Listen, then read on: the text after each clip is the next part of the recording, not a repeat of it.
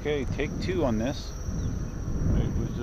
I got about a half mile from the house and I was trying to record, and the GoPro was messing up, and I took the windscreen off and it was saying there was an SD card problem. And a lot of times if I just take it out and put it back in, it'll reinitialize it and it's fine, but it would not do that for me. So I turned around, went back to the house, and threw a spare SD card in there. Looks like my original 64 gig card might be toast, so shit happens. So anyways, Sunday morning, as you can see, I'm on a solo ride, no one's around me, and I'm doing the Ave Maria ride with a twist. We've ridden the wheels out at Ave Maria quite a bit, but we've always driven out there and parked and rode around. I plan to actually ride the wheel all the way to Ave Maria and back today, which I've never tried before, so should be an interesting challenge. Of course, I have the Monster for this ride.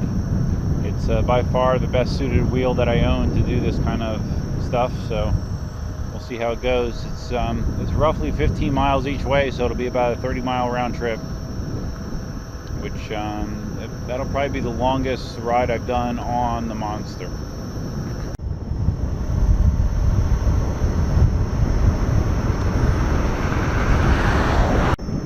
I've ridden to Ave Maria several times with both Cindy and Randall on my road bike, but never under E-power. So my Monster is the 1600 watt-hour version, so I should have plenty of juice to be able to do this. So we're getting to be in the home stretch of me taking delivery of my Gotway M10-3. When I ordered it, the ETA was supposed to be the end of this month, so we're getting close to the end of the month. I actually emailed Jason from eWheels to see if I got if he had a more precise estimate of when I could hopefully see the new wheel. Looking forward to it. Just made a left-hand turn on Oil Well Road. We'll be going by the middle school that I spent so much time learning at on our way to Ave Maria. I was on the sidewalk, but I'm going to stay in the bike lane to maximize speed. So as I expected, dealing with the hurricane remediation has been a pain in the ass. Specifically dealing with my homeowner's insurance. The original adjuster that came out to look at the house said I should expect his stuff to be filed with the homeowner's insurance company in about a week.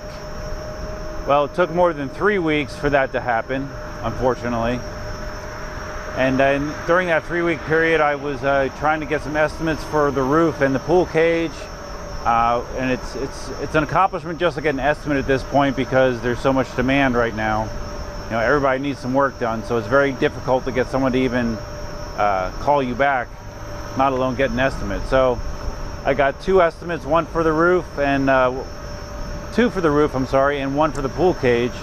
And then earlier this week, a couple days ago, I got my letter from the homeowner's insurance based on what the adjuster said. And of course, their number and the number that I'm seeing for my estimates, even my lowest estimate, there's several $1,000s difference, of course.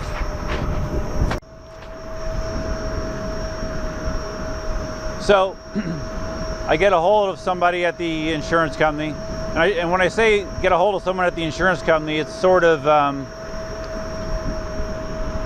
it's not 100% true because these people I'm talking to aren't actually employees of my insurance company. They're subcontracted out. The adjuster was subcontracted out, and the person that's giving me the number for my claim is subcontracted out as well.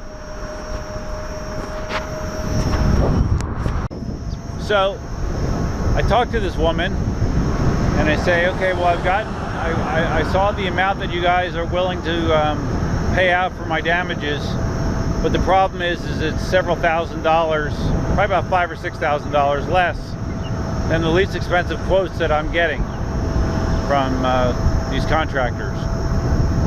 So the woman says that the only way that she can authorize paying more is for her to talk to these contractors to see why what they are quoting is more than what the insurance company is estimating.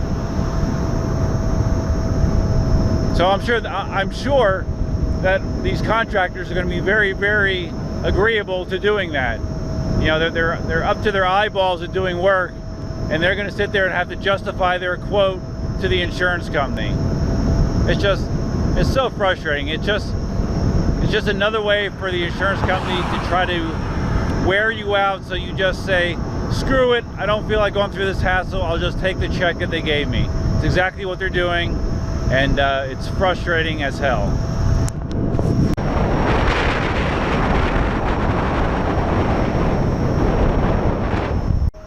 I've also been doing some more work around the house to, you know, kind of stopgap stuff. We actually had FEMA come out and blue tarp our roof. I don't know if I mentioned that before or not, but we have blue tarps over the damaged section of our roof where the shingles ripped off. So that should at least keep the roof from leaking until I get it replaced. And I've also went out and I've done a stopgap re-screening of the pool cage of the sections that I was missing. The reason I couldn't do it in a more professional manner was no one has the wide strips of pool screening that you use for a pool cage. The widest I could find was 5 feet, and I need at a minimum a 6-foot one. So what I did was, and I'll post a picture of it, is I installed the 5-foot sections, which left a couple inches of gap at the bottom, and then I cut strips to cover the bottom, and then I went and took a hook needle and fishing line and sewed those two parts together. So yeah, it looks pretty lame, but it should accomplish the goal of keeping out frogs and most bugs. So, because again, who knows how long it's going to be until I actually get everything fixed. I have a pretty consistent headwind going this direction, hoping it's going to help push me back on the way back. So if you're wondering where Cindy is, you know, she wasn't feeling so great, and to try to do a 30-mile ride would have been really, would have been impossible probably for her to try to do this. So that's why I'm by myself. And actually, my Monster is the only wheel I have that has a battery big enough to do this trip anyways. The battery in my M Super is only 820 watt hours, so I might be able to make it 30. Actually, maybe Cindy would have been able to because she's lighter, but I doubt it. I have my seat on. I wish I was more comfortable using it. And if any of you watching this video happens to be a roofer, I'd be happy to hear your opinions on a 5V exposed fastener metal roof versus a hidden fastener standing seam metal roof. Evidently there's a massive price difference between the two, and I'm trying to decide if I want to invest the money in the hidden fastener standing seam variety of roof.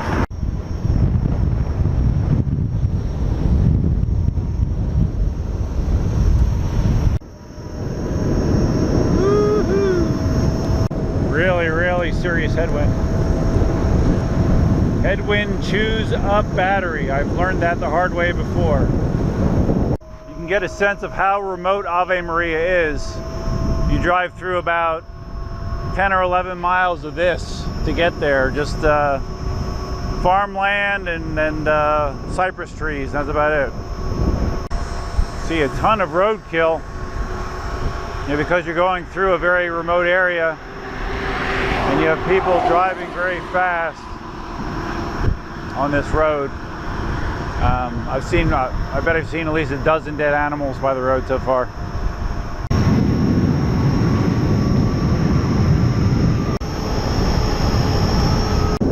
Even just to sit down for like 30 seconds, at least it kind of relieves some of the pressure off your feet and calves. There's a lot of stuff in the bike lane here, so that's why it's a little hairy sitting down, because you are not nearly as maneuverable sitting as you are standing. One other thing I want to talk about was how it's strange that I haven't really been doing nearly as much electric unicycle riding as I was this time last year. Right now I'm really only riding once in the weekends, and I haven't been able to really do it. I shouldn't say I haven't been able to. I haven't been doing it during the weeks at all, or during the weeknights. It's hard to put my finger on an exact reason. And I still love riding electric unicycles, obviously. 3D printing has also kind of taken up a lot of my time trying to get more adept at that. I've been in the middle of trying to fix a very, very frustrating problem with that. But yeah, I'm not quite sure why it is, but I definitely have not been riding nearly as much as I used to. And it's kind of surprising because, you know, I thought once Cindy learned to ride that actually, if anything, we would be riding more than I was before, but that has not been the case. So we'll see what happens. Hopefully in the upcoming months that'll get worked out.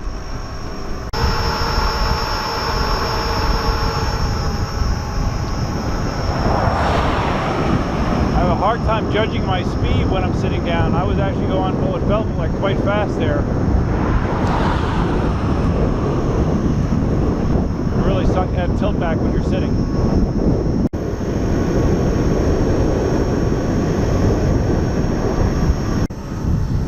People in the truck were just parked there watching me come up.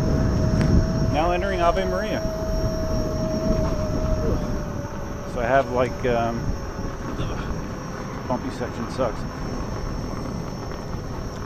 I have like 2 to 3 miles, I think, to get in there. Oh man, this is really bumpy. Very scenic entrance. My calves are hurting and my feet are sore to numb already. And I'm not quite halfway yet. This is going to be fun.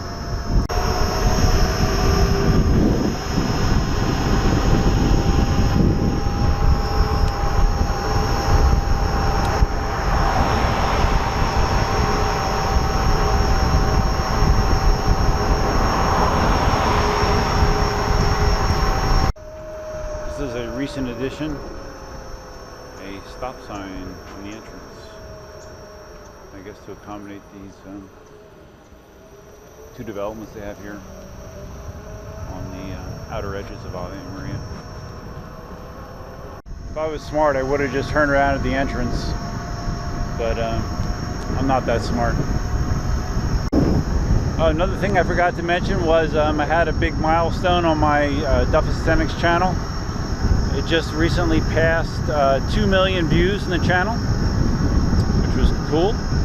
Working towards that for a little bit, and I'm working towards 3,000 subscribers. So if you're watching this video and you have not yet subscribed, please hit the button down below and do.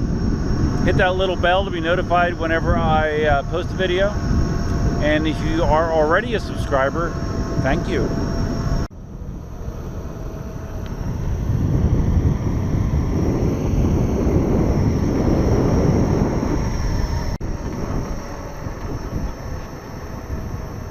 There is the proof that I have made it to Ave Maria.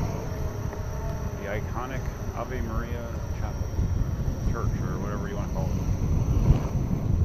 A lot of people use golf carts to get around here.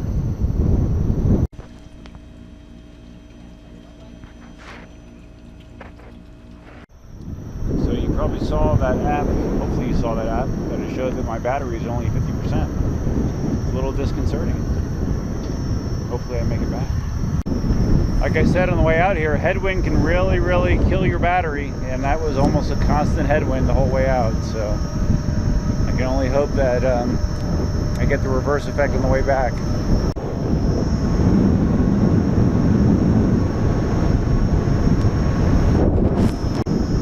What's going to really suck is if the battery gets down to the 20% range, and then I have beeping going on for the last, 6-7 miles. That would kind of suck. Here comes the bumpy part.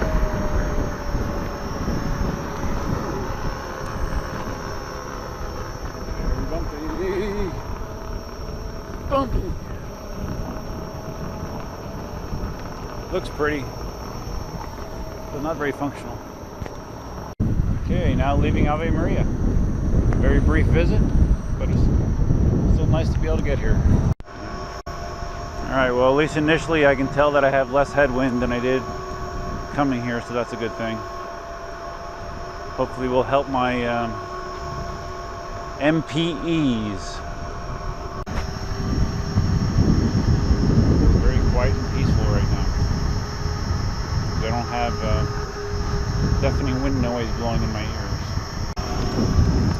Cindy had her birthday this past week. It was on Tuesday? Yeah, Tuesday. So if you see her out and about on social circles or on YouTube, feel free to wish her a belated happy birthday. There's just a ton of debris, little debris here in this bike lane. A whole bunch.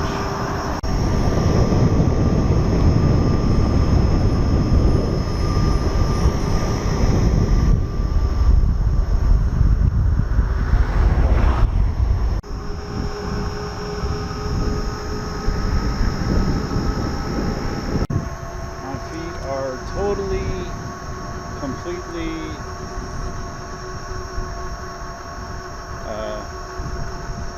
without a doubt numb.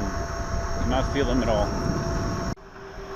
And this shoulder that I'm riding on here is too narrow for me to comfortably sit down to relieve some of the pressure on the feet, so I think maybe about a mile or so ahead it opens up again.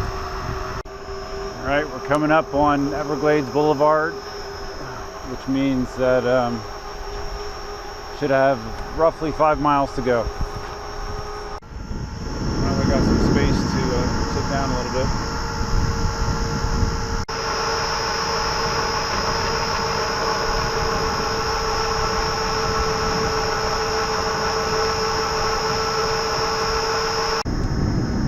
Just heard my first beep. I think I'll be hearing more of them. Try to keep my speed down, see if I can avoid getting the beeping. Just had to do a quick GoPro battery swap. So as you can see, I got 2 lights, which means 30 to 40% probably. So I'm confident I'm going to make it home. I'm just curious how much is going to be left. So, let's go. Just past Palmetto Ridge High School. Next up is the middle school, and from there it's about 3 miles home. Back to Immokalee Road. Here we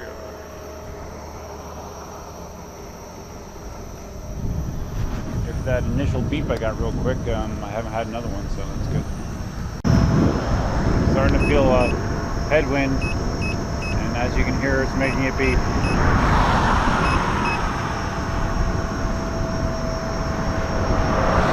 I heard the monster beep on low battery since I've owned it. Luckily, I'm only about a mile from the house. Home stretch. Alright, we made it. Just in the nick of time. My lower body is sore. There's Elsa. Hi, Elsa.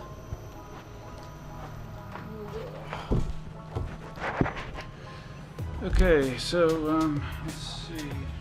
I have 1 light on the back of the wheel, indicating roughly 20% battery life. Let's see what the app says.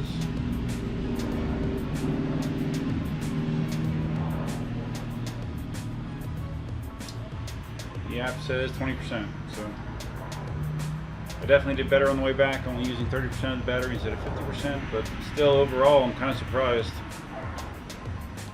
I thought I would do a little bit better battery-wise. No, I'm not back. Okay. So anyways, that's it. Till next time. Definitely not.